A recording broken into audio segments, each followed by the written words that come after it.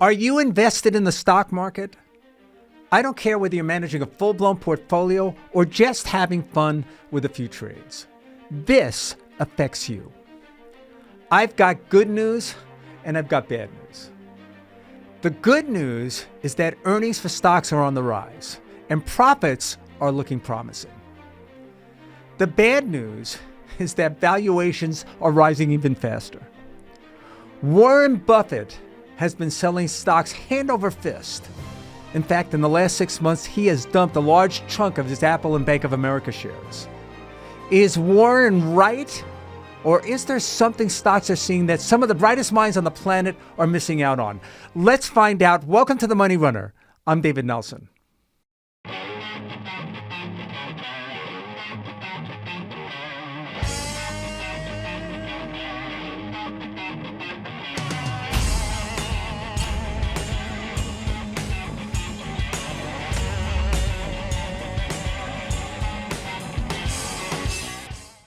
Before we dive too deep on today's theme, I want to share a couple of charts to try to give you the setup as to just where the market is right now. This first chart is the S&P 500 going back 2 years. And this bull run actually started in October 2022, and we really just missed the birthday.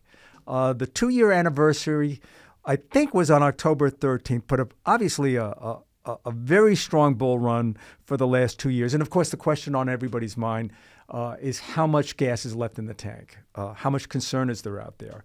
And to be fair, a lot of investors, including myself from time to time, we've had one foot out the door concerned that the next shoe is going to drop. And you can see this playing out in the options market in this next chart, the VIX, which is a measure of S&P 500 implied volatility. If you look at what I've highlighted there in red, I realize that the VIX at 20, it's not very elevated. But what I've highlighted in red is that, we've been living above the 200-day moving average really for the longest time since 2020. So it does show there is some concern with investors, and they're doing something about it. They're going out into the options market to hedge their overall market exposure.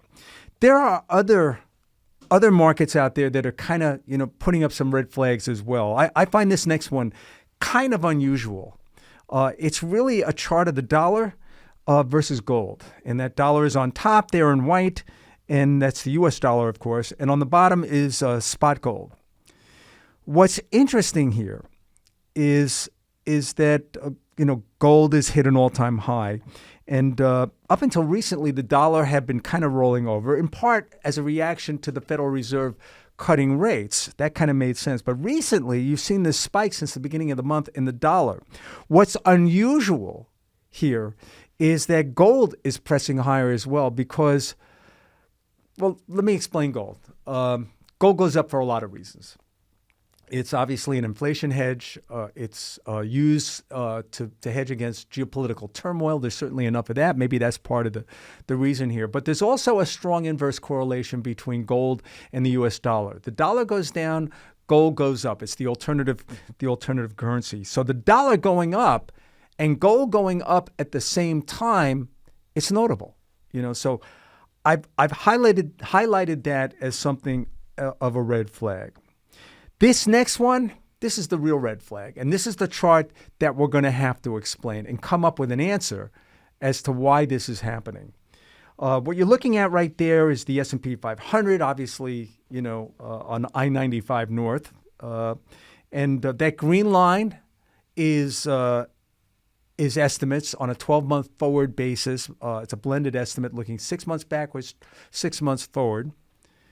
And on the bottom there is the blended 12-month PE ratio.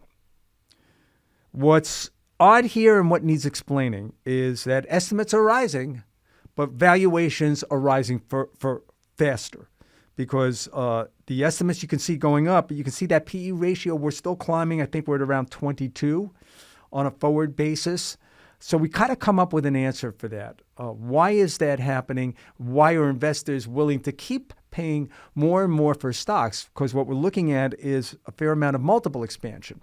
What's it going to take to turn that around? Or maybe it keeps on going. So I started to examine this And the first thing I did, I started to look at other markets around the world, what's happening there. Now, a couple of weeks ago, we were talking about the massive stimulus in China. That, of course, sent a big surge in their shares. It's kind of petered out as of late. It looks like President Xi isn't following through with some of the big stimulus packages that many have been anticipating. But it's really playing out in the rest of the world markets. And maybe what we're seeing here in the United States is something of a relative trade. Maybe we're the best house on the block. Look at the Russell 1000 against the MSCI ex-US. So it's basically the world, and you take the US out of that trade. And it makes sense that the US has been going up faster than the rest of the world. You can see that in that chart. But when you zoom in to this next chart, this is notable because the US is going up, and now the rest of the world is going down. And maybe what we're seeing here in the United States with this is we're getting an influx of capital here into the United States because this is really the best place to be, and investors want a piece of the action. So all of this begs the question, and I'm going to take you back to that chart I showed you earlier, where we're looking at earnings rising, the market rising, but valuations are rising. Why is that? All right, I'm going to show you a website. And I don't think this is a public company. It's a website that I just started using, but it may kind of give us an indication as to what's really driving the market. This is a website from a company called Opus Clip, and they assist podcasters like myself and others with video editing. Now, why is that important? Now, I think we all know that artificial intelligence and the AI trade has been one of the driving themes behind the market. And I don't want to overuse that word because it often is. Certainly the beneficiaries have been the NVIDIAs of the world, the data centers build-outs, the Dells. Recently, Hewlett-Packard Enterprises is one. What are some others? Vertiv is a direct liquid cooling company that puts cooling right up against the NVIDIA chips. So the build-out of the data center has been a big part of that. The build-out in the utility sector, the switch over to nuclear power. All of these things and all of these companies have been beneficiaries of the AI trade. We get that. And a lot of that is reflected in the market. But here's a small little company doing something that I find interesting, and it's not an advertisement for this company, but it made my life a lot more productive. As a podcaster, I have to upload my video. Me or my staff has to do some editing, and we do that every week. And we end up with sometimes a 5, but 15, even a 20-minute video. All right.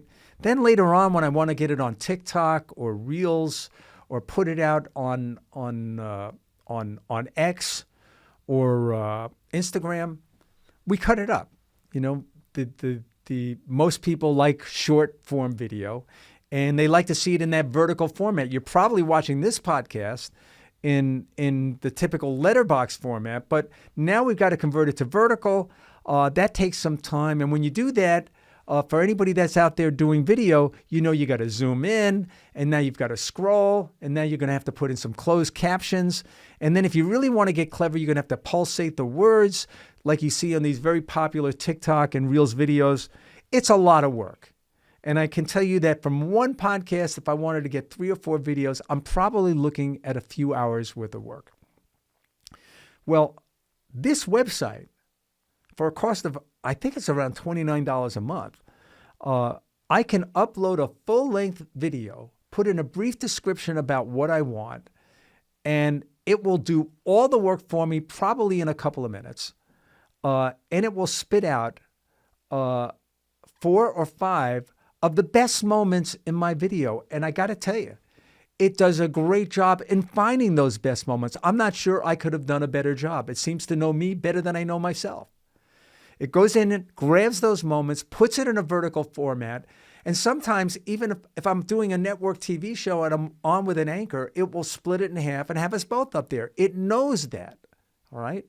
or it'll scroll over to the person talking. What I'm trying to say is here, it's making me much more productive as a human being. I can get more done. I can take on more projects. And if I can take on more projects, I can probably be more profitable, all right? I think this is just a drop in an ocean of things that are happening in our country today. I think AI is starting to translate beyond the tech sector to the industrial complex, finding dozens and dozens of ways to use this. I suspect there are thousands of sites and applications right now that are using generative AI to do some task that we did in a manual form. So I came up with this just early this morning, and I started to look around and started to go to trade magazines, see what's happening in other industries. And I found some headlines that I found interesting. You see some of them up on your screen right now. I found one it was a trade magazine for manufacturers, and clearly they're training their workers in artificial intelligence.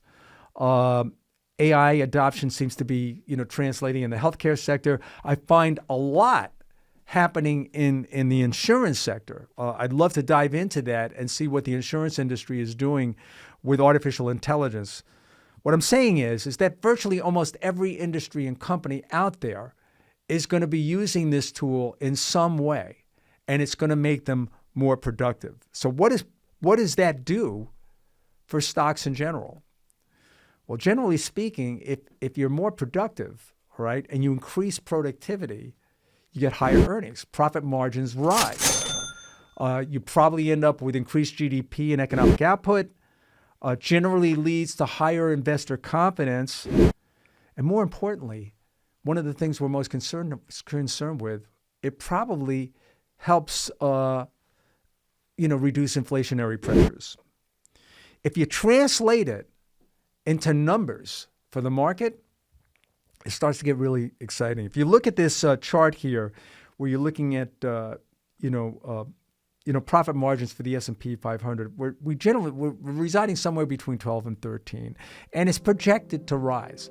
What if those numbers are wrong? What if it's more than that? What if it's, instead of 1 or 2 points, what if it's 3 or 4 or even 5 points of productivity? In other words, we could increase the margins by 3, 4, 5%. You could be talking about market multiples that we haven't seen since the bursting of the internet bubble. Even with nothing, if this is a bubble, easily we could go from 22 earnings to say the high 20s, 4 or 5 multiple turns. You're talking about, forget being up 10%, think 20, 30, even 40%, if what I'm saying could pan out. So we could be looking at multiple years of extraordinary growth in earnings, margins, and of course with it, stock prices. Now, all the usual suspects of worries are out there. Certainly, every corner of the planet's a geopolitical hotspot. I brought up on this very podcast the concept of tactical nukes being used in warfare today. We have probably a few countries on the planet that could actually do that. So all of these are risks that are real and out there. And of course, government itself is a massive risk because of the debt loads that they're taking on and the deficits that they're running. But this is one of the bright spots, and technology is certainly leading the way in this market, and it's not going to be just good for the tech sector. It's going to translate to almost every industry and company that you could possibly invest in. All right, I touched on a lot of topics, and maybe too many to digest in a single sitting. But if you want to get access to these charts and access to my some of my daily postings, and even some of the network interviews that I do on a weekly basis, they go up on my Substack site, dcnelson123 at substack.com. Until next time, I'm David Nelson, and this is The Money Runner.